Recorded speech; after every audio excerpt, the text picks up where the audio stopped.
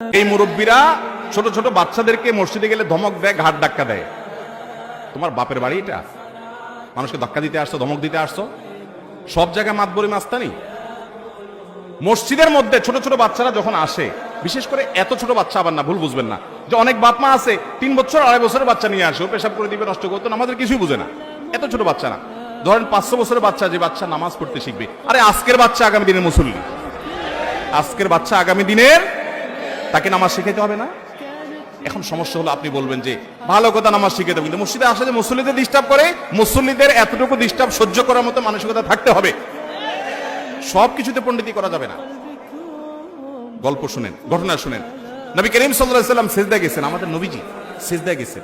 নাতি হাসান বা হোসেন রাদিয়াল্লাহু তাআলা পিঠের উপর উঠে বসছে, বুঝেন, গোড়া গোড়া খেলতেছে, নানার পিঠ পাইছে নাতি।